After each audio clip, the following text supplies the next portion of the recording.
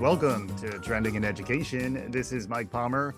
Really happy today to have someone I've been trying to get on the podcast for a little bit of time now. I am joined today by Bharat Krishna, who is the managing director of the CITI program, which we'll learn a little bit more about later on. Bharat, welcome to Trending in Education.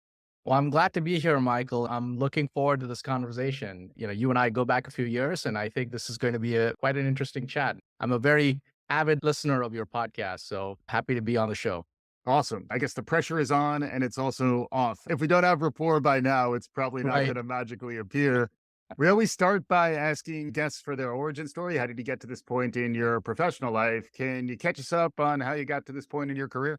Sure. The good news, it wasn't very programmed. As many other stories, it was a bit of an accident, a bit of good luck, and certainly a little bit of effort for sure. But my professional story is joined the workforce during the dot-com era, was a media slash semi-technology sort of person, worked at IBM for a few years. And before I went back to my business school, sort of years. And when I left business school, I went into consulting with McKinsey for a few years and really practiced my strategic thinking skills, advisory skills at the C-suite level, which was kind of an interesting and fascinating, what a lot of people call finishing school for MBA. It was really great. And my clientele in those days were predominantly in the media, publishing, tech, et cetera, sector and education. And when I left, I joined Kaplan, where you and I overlapped for several years. Yeah. I spent almost a decade at Kaplan running different online education businesses, including some international test prep units, and really learned a lot about online education and got to meet some amazing people, great culture at Kaplan. And about 5 years ago, I had this opportunity to join the CITI program, which I'm happy to sort of explain a little bit about. It's a very unique program. It was founded at a university and grew very quickly. And the founder, who was a professor when he founded the program, was in the process of retiring, and they were looking for the next sort of generation of leadership to take the program to the sort of next level. And it was such a unique place that, I felt like it's something that I should give it a shot. Now, I've had a great ride so far over the last 5 years. It's a great team. It's a great program, having a lot of impact. The CITI program sits in an interesting place. I am someone who likes to read acronyms. So it's the Collaborative Institutional Training Initiative. It's referred to also as the CITI program, dedicated to serving the needs of colleges, universities, healthcare institutions, technology and research organizations, and governmental agencies as they foster integrity and professional advancement of their learners. That's an interesting cross section of folks who you support. Can you describe a little more what CITI does? Sure. So the origin actually sort of goes back to about 20 plus years ago, and the history of why the program was sort of relevant goes much further back. So if you trace back the foundation of the CITI program, it's a very utilitarian program, and that was sort of its genesis. It really starts Second World War, medical ethics, and the abuse of human subjects during Second World War in sort of not having any really international conventions on how to treat patients, et cetera, during experimentation. And the US also has a long history of not conducting necessarily ethical research. There's certainly the Tuskegee experiments and sort of examples in the past. Milgram, Exactly. Marty Seligman's kind of turned his act around, is now about flourishing, but his dogs weren't exactly flourishing when he learned helplessness. Right. So, as a species, we've come a long way in understanding the rest of the world around us, and we are all curious by nature, and research is a very important human sort of endeavor. And there weren't necessarily guardrails on what is good research and what's ethical research. And a lot of that started to really get spearheaded with a report called the Belmont Report a few decades ago, post-World War. And all that translated to really US leadership, because the US as an entity around the world is one of the largest funders of primary research. And they started sort of discussing coming up with a pretty good and robust training and regulation framework. It's not very rigid, but there's a lot of training and institutional reviews, et cetera, that are mandated by federal government when it comes to research, particularly when it uses federal government dollars. Mhm. But also in biomedical research, if it doesn't include federal government dollars and it's private research, there's still lots of guardrails and rules and regulations on how you can and when you can test with human subjects. Yes. And so CITI program really started, as I jokingly state, it started by training researchers and staff on how to protect human beings from other human beings conducting research. Program really expanded over the next couple decades, looking into protecting animals from human research. And so we have a lot of content on ethical animal research, training what are called the IACUCs, which are like the institutional review boards, but for research conducted with animals, Mhm. and training, members of that ethics board at institutions. And off late, we really went further afield and have developed a lot of content on safety, bioterrorism, dual use research, where, the research might be fundamentally targeting a certain type of pathogen, so to speak. It could also be used for bioterrorism. So there are rules and regulations on how those are handled. And off late, we have evolved to train people on how to protect humans from technology. And I Right. think that's kind of really where the program is going. And it's very exciting both to see the possibilities as well as the ethical quandaries and issues that we as a society face as we look forward to so many new emerging technologies, which can both do a great deal of good as well as a great deal of harm. That's kind of where we sit. We're an online training provider, but we're niche and we serve a very unique space at the intersection of research, ethics, compliance, regulations, safety, and a lot of institutions that use CITI program to train their researchers, staff, undergraduate students, doctors, nurses, et cetera. They are in hospitals, they're in academic medical centers, they're in the higher education industry around the world, mainly in the US, but certainly around the world, and also in biotech, pharma, and increasingly in technology companies, especially as we enter into some of these tech ethics types issues. Yeah, it's a fascinating space. It is both a learning company, you're focused on education, but then at the same time, you're also forced by the nature of your work to stay current on emerging trends. To that end, medical research was really profoundly transformed through the pandemic years. And now technical research and understanding technical ethics is being transformed by the recent wave of generative AI technology that's become very front and center in terms of the topics we talk about on the show. I'd love to get your thoughts maybe on both those things, beginning perhaps with the pandemic. I am officially of a mind that the pandemic is over now. I was a slow adopter. I was, living in my bunker here in Brooklyn and being very conservative about my time out amongst other humans. But we were both at a conference in San Diego, the ASU GSV conference. And I think I was cured by just immersion into a sea of humanity, still feeling okay. So I think we can safely say that the previous pandemic frame is kind of in our rearview mirror. We know these things can come back. And I know it's something that folks need to stay on top of. How do we do this research? Where's the innovation happening? How do we do it ethically? Any thoughts on the role City has played and some of the things you've seen really around healthcare and medical research? And then from there, I'm certainly going to want to dive into the AI side of things. Oh, sure. And I hope that you are absolutely right that it's in our rearview mirror. And I think as a society, we've learned so many things, good and bad, coming out of this whole a few years during the pandemic. And I think we'll probably be living it for several years to come in terms of the repercussions of how we sort of solve or adapt to certain things. For me, joining the CITI program just a year and a half or so before the pandemic, it almost felt like a Forrest Gump moment because, we were here at the intersection of a pandemic where there was a pathogen spreading around. There was private public partnership to try and solve it in a very quick fashion. There were Mm. a whole bunch of ethical issues around the speed of development of vaccines or other cures. There was a lot of research being put out there with possibly not as much sort of peer review or accuracy.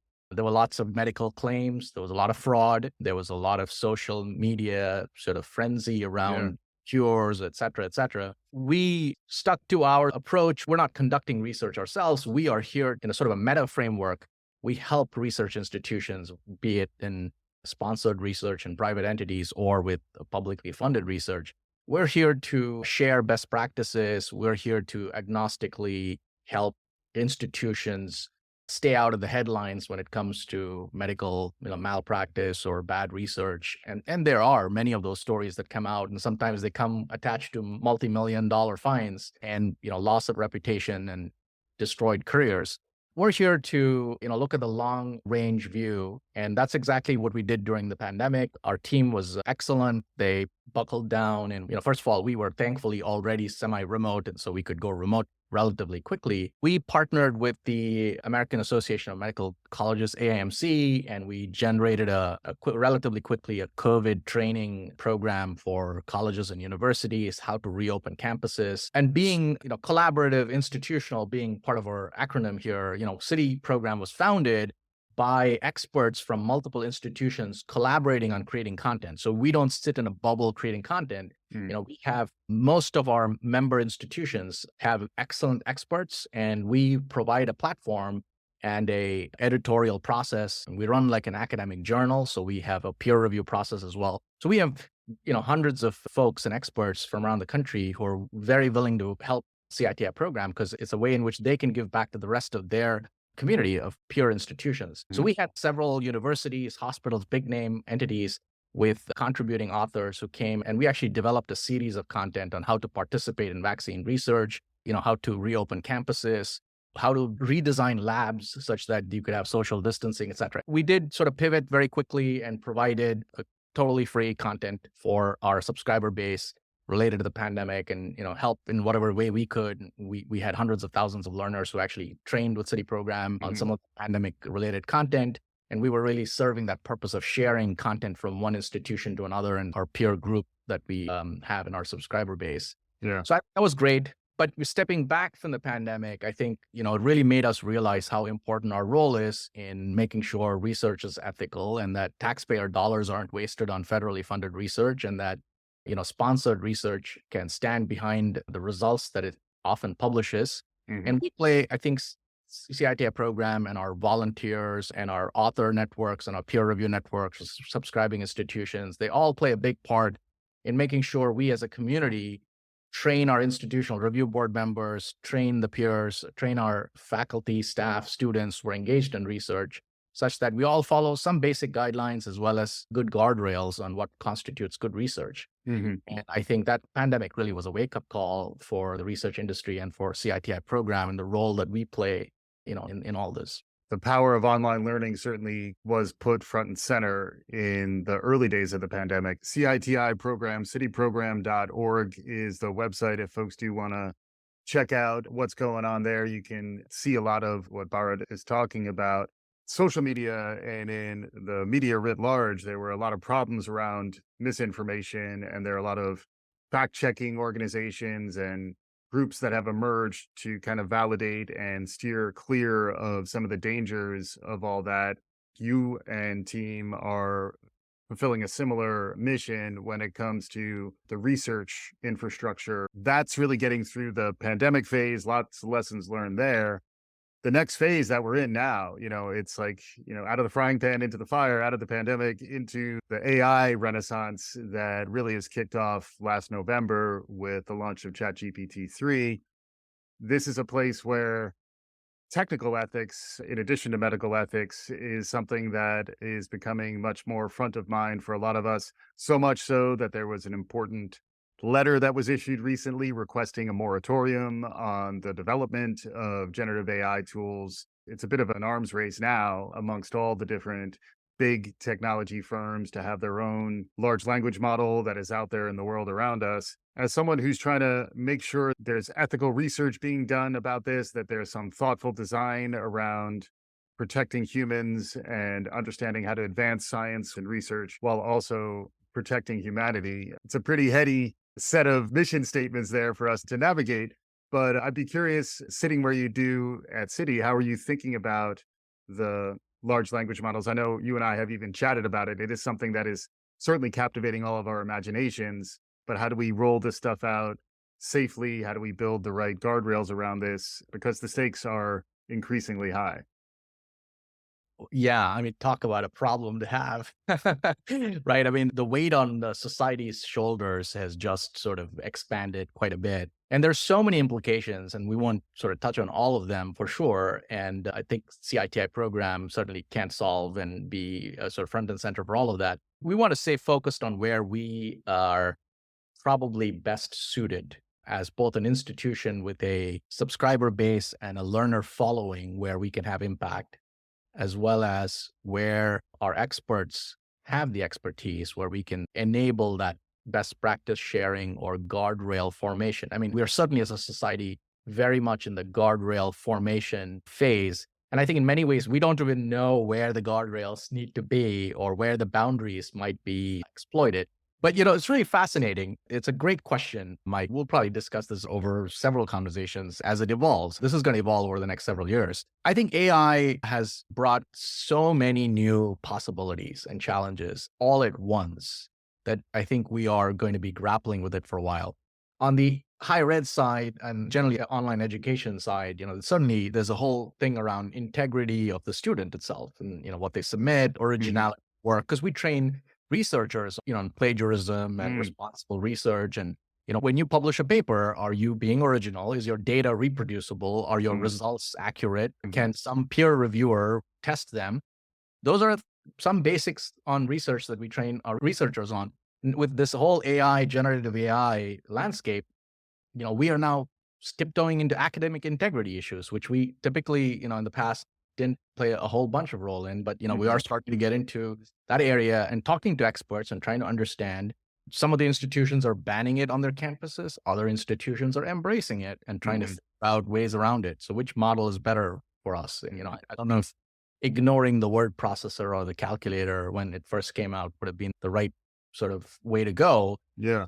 But at the same time, we've as a society figured out where to allow open books and where to allow calculators and where not to allow it so that we could have, depending on the learning outcome being desired, Right.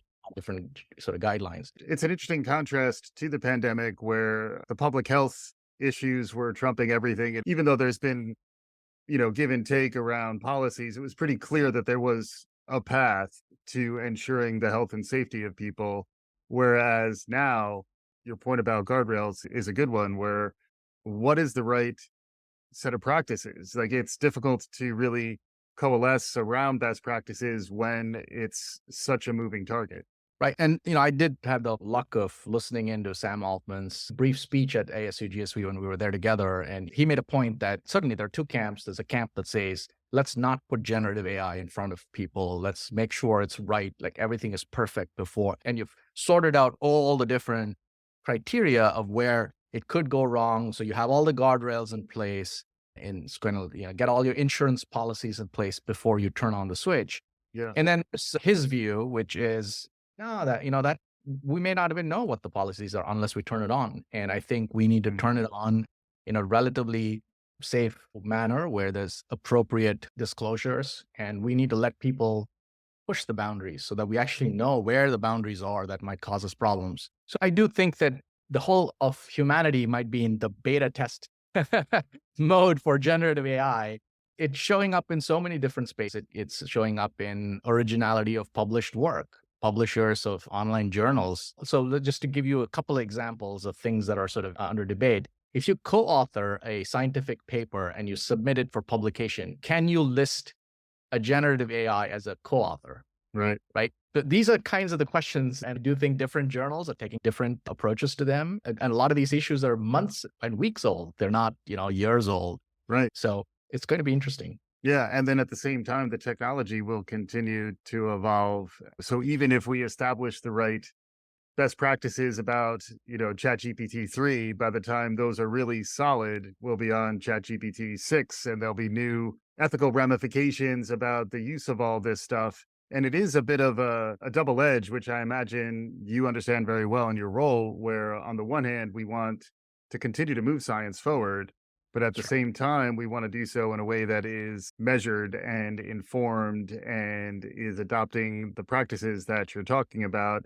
I also know that you produce a number of podcasts, and this is a podcast. So I wanted to make sure we got a chance for you to plug your pods. Podcasts, we're relatively nascent in podcasting. We have to shout out to you, Mike, for helping coach us as we develop our podcast series here. We have three really interesting podcasts. There's one is on campus. So we have Darren Gaddis, who's our host of that podcast series. He speaks to several experts on higher education, campus related sort of issues. Let's say there's a change in the Title IX regulation coming up, or there's a big debate on Title IX regulation changes. We'd speak to an expert on one of the campuses and share ideas and thoughts on where things are going and trends on that particular topic. We suddenly talk about diversity, equity, inclusion, some of the other campus related issues that are coming up. We're obviously not a very political organization. We're here to help people on ethics and regulations, no matter what the politics of the space might be. But we do cater to our institutions, and we have institutions from around the country that use the CITI program. And so we try to keep our topics where they're really sharing from different perspectives, and campuses, they exist in different contexts, geographically, socially. And so we try to be a platform where we can share those ideas on key topics related to campus issues. A second podcast series is on research, and we try to focus on emerging topic areas that are important in research. So the meta research area. So certainly AI and human subjects research, for example, is a topic on a recent podcast. How should institutional review boards or principal investigators conducting research using an AI component, how should they think about what has been for decades evolved as human subjects research, rules, regulations, guidelines. Obviously, those rules, regulations, and guidelines weren't written or conceived with AI in mind. And so the entire ecosystem is now trying to adopt to that. So we try to talk to experts who are in the front lines. They might be actually in institutional review boards reviewing these protocols and have faced these issues before others have. And so we try to bring their conversations and thoughts to the general community through that podcast series. And then a third one we have is on tech and ethics. And there we are really focused on topics like facial recognition, robotic medicine, the use of CRISPR, generative AI, really interesting topics. Again, topics where CITI program has training material and webinars, et cetera. And our podcast series is just another way to reach our audience, stay ahead of the game in terms of what might be going on, and allow our institutionals to really share their thoughts amongst the experts. Yeah. And it's nice to have conversations curated and vetted through your network to be able to pull y'all forward and have your conversation engage with the experts who you work with on a day-to-day basis. It is certainly an interesting time. I'd like to get a little bit more of your perspective on maybe lessons learned so far in your role. What insights and perspectives do you have today? You mentioned some of your, real trial by fire through the crucible of the pandemic. That certainly is an area where you've learned some new things. But what are some perspectives or some insights perhaps you could share for folks who are not as deep into the space that you're talking about? One thing that I'm really struck by is the increasing prominence of ethics as an area of focus as we think about skills disruption and what we'll need to continue to be human. That is a space that will both continue to be primarily human led and will continue to increase in its relevance. I'd be curious if you have thoughts on that, or if there are other things that from your vantage point, you've really become more deeply aware of that you think our listeners would benefit from hearing. I'll try. I'm not sure I'm going to say anything earth shattering here. I think this might be a little bit common wisdom, but I do think that one thing all institutions should really recognize is increasingly people want to work where there's, purpose. And purpose is quite an important part of any organization. And I think, we learned that during COVID with our institution and our team, and certainly looking at our subscribing organizations, et cetera. People are really driven by purpose. They want to know that we're doing good work, and that any organization isn't sort of net negative to society, but net positive to society in whatever way they serve it, whether it's financial results or economic results or development results or health results. And I do think that institutions, whether you are required to or not, should be training and considering issues and sharing knowledge of issues amongst their different groups of skilled individuals who may be very highly skilled in certain areas. But I do think anyone who's, for instance, going into data science should have data science ethics training. And if you're doing anything with regards to healthcare, they should be doing some healthcare data privacy training so that they understand some of the case studies of not just what the rules and regulations are, but why they exist. Why do we have certain rules and regulations? What Mm, happened in the past? We got to learn from our history on non-consensual use of data or DNA, or what happened, what were the repercussions of some of the case studies of when data was leaked or when XYZ event happened. As we as a society rely more on AI, and let's hope that this is a technology where the rising tide lifts all careers. And if we sort of look at it positively that way, and that AI is going to lift all careers, everybody is going to be working on higher value, higher order things. And I think understanding where things could go wrong, where things have gone wrong in the past, and why ethics matter in different professions is going to be important. AI itself is such a field rife with issues around ethics that we have to get right on access, equity, making sure the data sets that are training the AI are fair and they're yeah. not regurgitating past biases. Hmm. So I do think as a society, we are at a cusp where we have lots of decisions to make, and we've become very powerful as a species with the technologies that are in our hands. That Hmm. what we do with it is very important. And I think it means that everybody should have a little bit of, history, understanding of ethics in any field, whatever field they're working in. Yeah. I like the connection between the need for purpose, which may be common wisdom, but then connecting that to developing skills around ethics and some of the higher level thinking that, if you go back to even classical philosophy, really across cultures, there has been a very foundational component to what it means to be human and what it means to be in education that involves really some foundational ethical components. It's almost as if we've lost sight of that until the existential awakening. Eric Schmidt from Google was mentioning that the advent of these generative tools has been so profound. He was saying it's the biggest awakening since the Enlightenment, where many more of us in casual conversation are talking about what does it mean to be human? How do we ensure that humanity continues to grow and thrive? And then how do we steer clear of some of the more dystopian scenarios that might be on the horizon? It does remind me of a quick book recommendation, a book that I'm in the middle of. It's called AI 2041. It's 10 different case studies by a couple of ex Google employees. One is now a science fiction writer, the other one is more of an AI expert, but they create 10 different scenarios, 10 different stories, and then they tell it from the perspective of a short story. And then they conclude with some explication of here are some of the topics and the themes and the implications. And interestingly, a lot of that does come back to how do we think about the ethics of this? How do we think about designing in a thoughtful way where if you forecast far enough ahead and you understand some of the risk and opportunity, it can inform better some of the things that you can do today.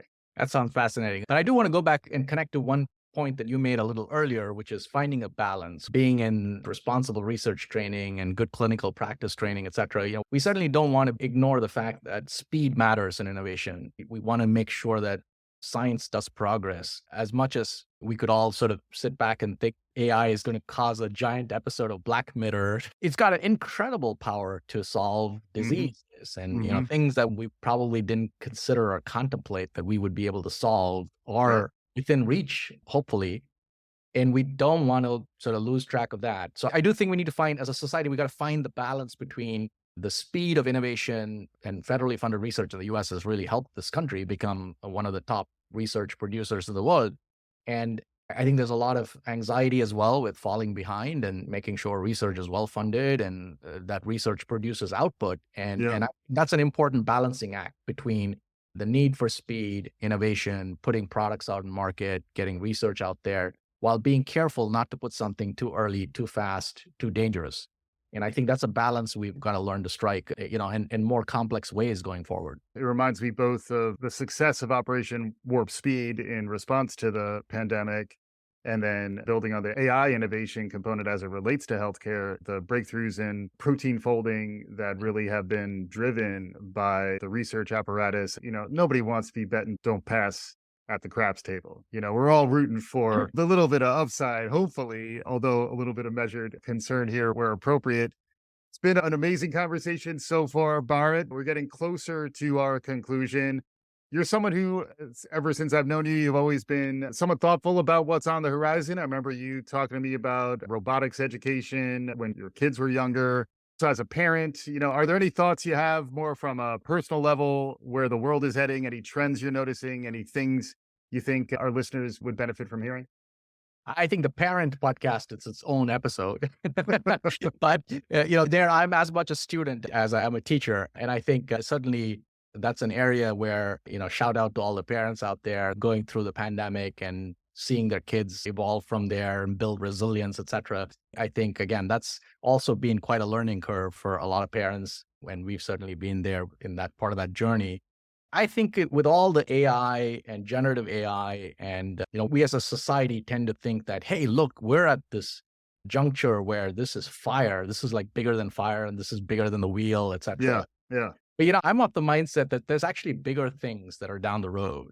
Mm. I'm reading this book called An Immense World by Ed Yong. It's a book about how animal senses reveal the realms around them. So animals, insects, we go based on vision and audio. And when we talk about online education, when humans typically talk about communication, we're very audio and visual spectrum biased. We don't have to look for alien life. There's life on this planet that has such different capabilities in terms of sensing danger, sensing opportunity through chemical, touch, Yeah. heat, expanded vision. I mean, there's some Smell. Don't get me smells, started on the smells. Right. olfactories. Forget Oh, about I it. mean, this is actually a good example. They did come up with some research where dogs could sniff out certain pathogens, et cetera. And I believe that's an interesting sort of example of that as well. So I think when we talk about generative AI and we talk about AI chatbots, we're really talking anthropomorphic evolution of intelligence here, right? So we're imposing a human around language and audio and visuals. And I'd be very curious, when we can start really as a species recognizing that there are other species that are far more tuned to their environment than we are. Mm. Why do animals run away from a tsunami? I mean, if we could generate artificial intelligence that goes beyond mimicking or attempting to mimic human intelligence, I think Yeah. that's probably where humanity's, greater praise will lie. So I think there's bigger fires and wheels for humanity to invent. And I'm very hopeful that we'll sort of get there. I love it. Yeah. You're talking natural intelligences, other non-human natural intelligences. And to bring it full circle back to Black Mirror, the robot dogs episode is probably the most shudder-inducing episode there, where in that case it's more biomimicry. Right. But if you do look at technology, where can technology take its lessons from the natural world and build those out? Obviously, with the appropriate guardrails That's right. and measures to keep us safe. We're approaching our conclusion here, Barrett. It's amazing to have you on. You get a refrigerator magnet with your third appearance. So hopefully this broke the seal for you in a good way and you're feeling comfortable. We'd love to have you back on again down the road. As we conclude, I always like to give guests an opportunity for some closing remarks, some summation. Any thoughts for our listeners as they head back to the rest of their lives? First of all, the magnet sounds great. I've got to put some effort into this and have interesting subsequent conversations. Well, I think Mike's always a pleasure to talk to you. And I think it's great that we connected right after the biggest ed tech conference in the world that just concluded in San Diego. It was great to see such an oversubscribed population that showed up there after years of not being able to meet face to face. There's a yearning for human connection. And I think that was apparent at that conference. There's so many interesting trends going on in education and ed tech and in research. There's also so much shuffling going on in geopolitics, and the importance of research is sort of paramount here. We live in interesting times. I think there's a lot of opportunity. There's lots of problems that we can solve. As a person who runs a niche online education platform and play, my sort of 2 cents here would be not everything needs to be a solved problem for everybody. One of the things coming out of ASU GSV is seeing the number of flowers blooming in this vast field. We happen to be also in San Diego at the same time that California has all these wild blooms. It's really may a thousand flowers bloom kind of thing. And I think education is one of those industries, if I may call it an industry, where we've always had thousands of universities. We've always had thousands of schools. We've always had thousands of institutions trying to solve unique parts of problems within probably the most important endeavors of what humans do, which is teach and learn. And I think, we don't need a couple of unicorns, so to speak, in the business parlance to take over ed tech and solve all the problems. So I'm really interested in finding out more and learning more on what problems lots of institutions are out there to solve, niche players, smaller players, education entrepreneurs with ideas to solve specific problems. And it's very interesting to see how they tackle those problems. And I think we really live in interesting times with great opportunities. And I look forward to coming back and talking about other opportunities, problems, etc. Great stuff here with Bharat Krishna, the managing director of CITI Program. It's cityprogram.org if you want to check out what they're doing. We'll include links to their podcasts in the show notes. Bharat, thanks again for joining me on today's show. Wonderful. Thank you so much for having me, Mike. And for our listeners, hopefully you enjoyed what you heard. If you did, please subscribe, tell your friends, write a review, do all the good things. We'll be back again soon. This is Trending in Education.